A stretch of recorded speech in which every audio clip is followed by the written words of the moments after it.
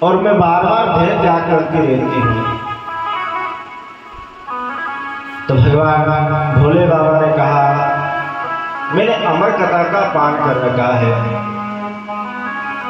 तो माता जी ने कहा, मैं भी अमर कथा सुनना चाहती हूँ।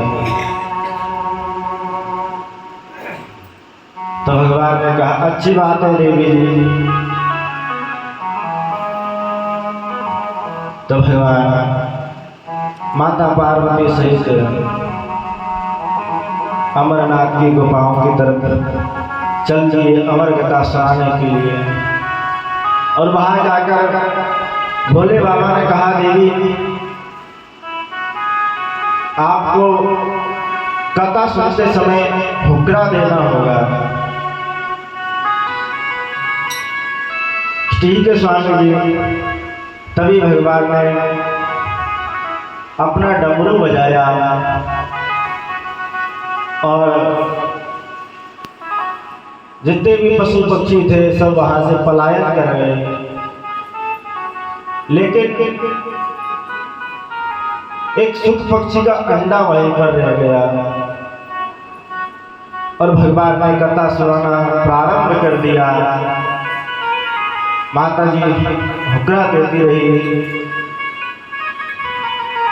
कुछ समय बाद जैसे जैसे कथा आगे बढ़ती रही, वह सुख पक्षी का जो अंडा था उसमें जीव आने लगा। धीरे धीरे धीरे शरीर बना, त्वचा बनी, सब प्रकार से जैसे कथा आगे बढ़ती रही, वह अंडा चटक गया और उसमें से सुख पक्षी का जन्म हो गया। इधर माता जी कथा सुनते सुनते सो गई। तो प्रायः कथा श्रवण करते समय हमारा ध्यान भी दो जगह बहुत जाता है। ये जो मनीराम है ना, ये बहुत चंचल है। ये इधर उधर भागता ही रहता है, कभी यहाँ तो कभी वहाँ और कभी कहाँ। क्या होता है कि आप कथा श्रवण कर रहे हो तो मनीराम आपको खेत पे ले जाएगा और विचार ऐसा आएगा क्या आगे में कि गाय तो निकल।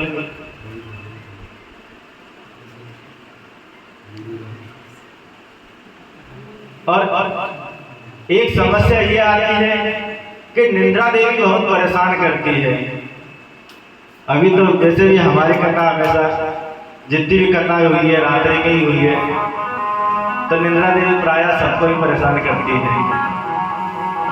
तो इस सब के लिए ना तो हमारा मनीराम कहीं जाने पाए और ना निंद्रा देवी आने पाए।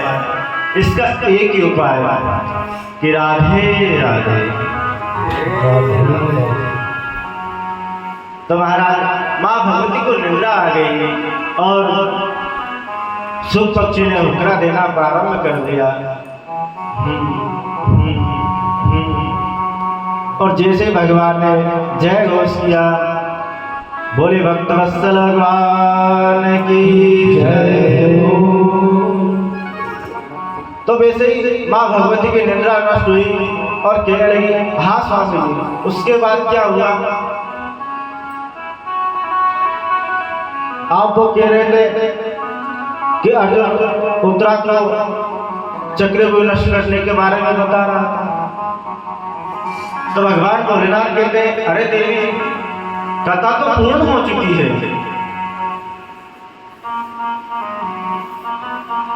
तो माता जी ने कहा, स्वामी मुझे निंद्रा आ गई थी। तो देवी जी अगर आपको निंद्रा आ गई थी तो ये हुक्रे कौन दे रहा था? तभी भगवान शंकर का ध्यान सुख पक्षी पर पड़ा और भगवान अपना त्रिशूल लेकर उसके पीछे उसको मारने के लिए दौड़ पड़े। जैसे सुख पक्षी ने ये देखा कि भगवान भूत बाबा मुझे मारने आ रहे हैं, तो वह भागता हुआ सरस्वती नदी के किनारे व्यास जी के आश्रम में आ गया और बिटका देवी तुलसी में अर्घ दे रही थी।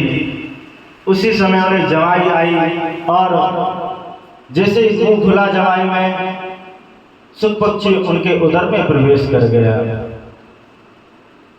और इधर भोलेनाथ अपना त्रिशूल लिए व्यास जी के आश्रम में आ गए और कहने लगे, मैं उस दुष्ट को छोड़ूंगा नहीं, उसने मेरी अमर कथा चुरा ली है। तब व्यास जी ने कहा, भगवान आप वास्तव में भोलेनाथ हैं, जिसने आपकी अमर कथा का पान कर लिया हो वह अब कैसे मर सकता है। तो भगवान वहां से पुनः कैलाश की ओर प्रस्थान किया। इसके बाद महाराज बहुत समय व्यतीत हो गया, 16 वर्ष बीत गए और अभी तक सुखदेव जी का जन्म नहीं हुआ। महाराज व्यास जी कहते हैं, पुत्र जन्म ले ले, पुत्र जन्म ले ले। अंदर से आवाज आती है कि नहीं, मैं जन्म नहीं लूंगा। कि क्यों? कि अगर मैंने जन्म लिया तो ये भगवान की जो माया है ना, ये मुझे पकड़ लेगी। माया का अर्थ माया नहीं, या जो है ही नहीं वह माया। और वास्तविकता यही है, हम भी सब माया के चक्कर में हैं। माया को ही बसते रहते हैं हम। माधव को छोड़ दिया, माया को भज रहे हैं। लेकिन करना क्या चाहिए हमें? माधव को बचना चाहिए। और कर क्या रहे हैं? माया माया सब भज, माधव भजे न को। जो कदापि माधव भजे तो माया छेड़ी हो। तो जो माधव को बचता है ना, उसको कभी माया ग्रस्ती नहीं है। वह सत्य जानता है कि ये मिथ्या है, मात्र एक ब्रह्म ही सत्य है और जगत मिथ्या है। ये संसार तो है ना, ये नश्वर है, आज है कल नहीं। तो इसलिए हमेशा माधव को भजना चाहिए। महाराज व्यास जी ने भगवान से प्रार्थना की तो भगवान ने सुखदेव जी को आश्वासन दिया कि पुत्र, तुम्हें मेरी माया नहीं सताएगी, इसलिए तुम निर्भीक होकर जन्म ले लो। तब सुखदेव जी का जन्म हुआ। बोलिए सुखदेव भगवान की जय हो। जैसे सुखदेव जी का जन्म हुआ, सुखदेव जी जन्म लेते ही जंगल की ओर भाग पड़े।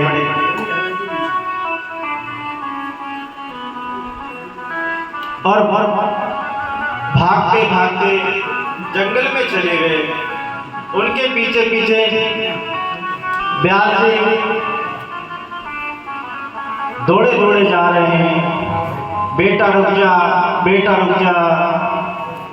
तो जंगल के लता पता वृक्षों से भी आवाज आती है, बेटा रुक जा, बेटा रुक जा।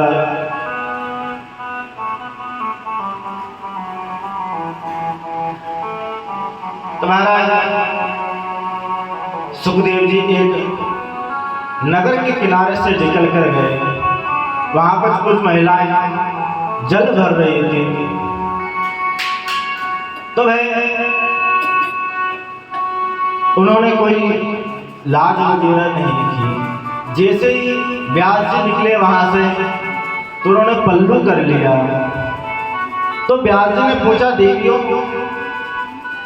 जब मेरा पुत्र यहां से निकला तब आपने लाज नहीं की और मेरे आते ही आपने लाज कर ली। तो मुस्त्रियों ने बड़ी अच्छी बात कही कि व्यास जी महाराज, आपके जो पुत्र है ना, उनको तो ये तक पता नहीं है कि स्त्री और पुरुष में भेद क्या होता है, स्त्री क्या होती है, पुरुष क्या होता है, इनमें अंतर क्या है। और आप गृहस्थ हैं, आपको सब पता है कि स्त्री क्या होती है, पुरुष क्या होता है। इसीलिए हमने आपकी लाज की। महाराज सुखदेव जी जब मां भगवती राधा रानी पृथ्वी पर अवतार लेने वाली थी ना,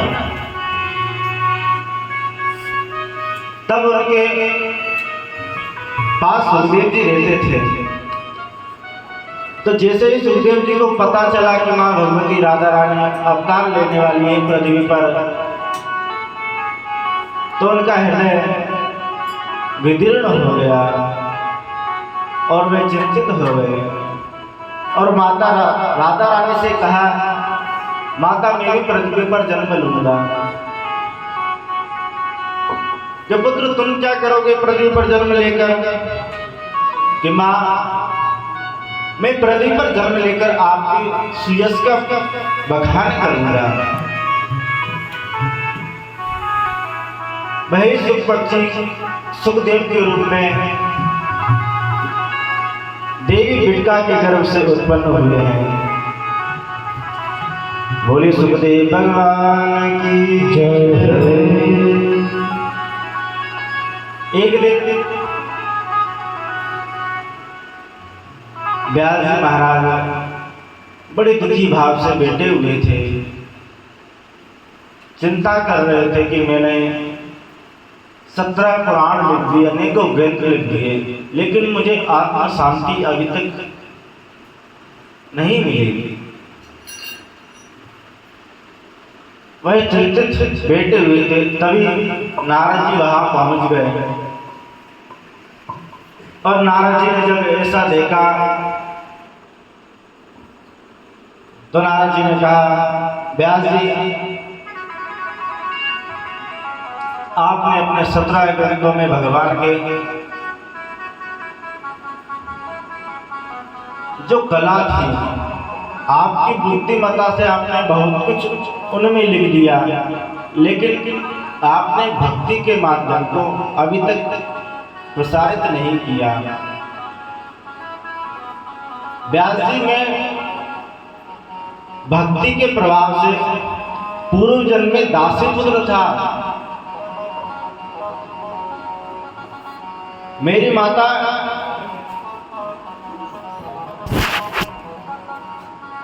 मेरा लालन पालन बहुत कठिन से करता है, लेकिन एक समय कुछ संत ब्राह्मण आए और हमारे यहाँ चतुर्मास किया। उस समय मेरी माता ने उनकी बहुत सेवा की और मैं भी